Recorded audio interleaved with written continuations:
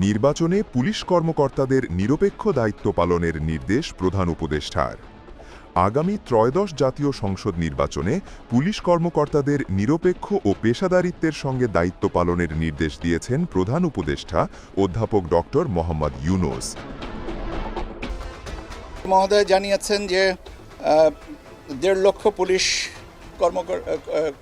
কর্মী এই ইলেকশনে কাজ করবেন এবং সবচেয়ে বড় বাহিনীটা আসবে আনসার ভিডিপি থেকে।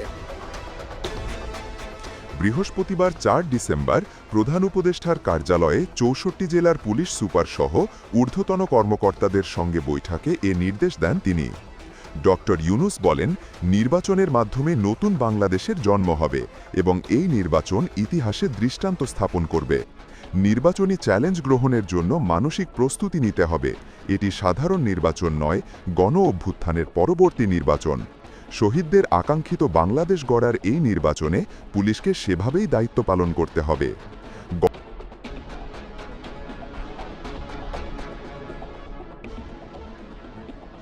গণ অভ্যুত্থান পরবর্তী ঐতিহাসিক নির্বাচনে দায়িত্ব পালনের জন্য দৈব চয়নের মাধ্যমে ৬৪ জেলার পুলিশ কর্মকর্তা নির্বাচন করা হয়েছে জানিয়ে প্রধান উপদেষ্টা আরও বলেন, আমাদের লক্ষ্য কোনো ধরনের পক্ষপাতিত্ব যেন না হয়। নিজের ওপর ছেড়ে দিলে অনেক সময় শত প্রচেষ্টা সত্ত্বেও পক্ষপাতিত্ব ঢুকে পড়ে।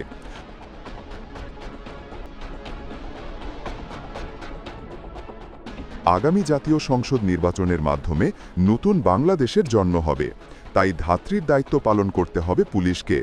তিনি আরও বলেন, আসন্ন সাধারণ নির্বাচনের সময় একই সঙ্গে গণভোটও অনুষ্ঠিত হবে, যা আগামীর বাংলাদেশ গড়ার ভিত্তি হিসাবে কাজ করবে। গণভোটের মধ্য দিয়ে আমরা যে নতুন ভিত্তি পাব, সেটা শতবর্ষ ধরে এই জাতিকে এগিয়ে নিয়ে যাবে। প্রধান উপদেষ্টা বলেন, অতীতের নির্বাচনগুলো আমরা সবাই দেখেছি।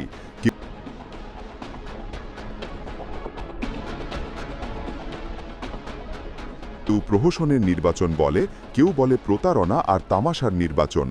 সেখান থেকে বেরিয়ে অনেক উপরে উঠে আমাদের একটি নতুন মানদণ্ড তৈরি করতে হবে। সেই পরিবর্তন নিয়ে আসাই পুলিশ বাহিনীর বড় দায়িত্ব। প্রধান উপদেষ্টা বলেন, এবারের নির্বাচন এমন নির্বাচন হবে, বিদেশি পর্যবেক্ষকরা স্মরণ রাখবে। তারা এটা দৃষ্টান্ত হিসাবে নিয়ে বারবার বলবে, এ নির্বাচনের মতো নির্বাচন আমরা আর কখনো দেখিনি।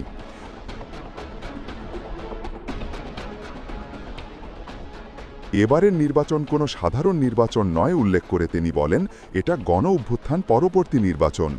গণ অভ্যুত্থানে অংশগ্রহণকারীদের স্বপ্ন আমাদের বাস্তবায়ন করতে হবে এই নির্বাচনের মাধ্যমে। যে স্বপ্ন নিয়ে শহীদরা আত্মত্যাগ করেছিল, তাদের সেই স্বপ্নটার বাস্তবায়ন আমরা এই নির্বাচনের মাধ্যমে করে যাব। সভায় আরও উপস্থিত ছিলেন স্বরাষ্ট্র উপদেষ্টা মো জাহাঙ্গীর আলম চৌধুরী, প্রধান উপদেষ্টার বিশেষ সহকারী মো খোদা বক্স চৌধুরী, স্বরাষ্ট্র মন্ত্রণালয়ের সিনিয়র সচিব নাসিমুল গনি এবং বাংলাদেশ পুলিশের মহাপরিদর্শক বাহারুল আলম।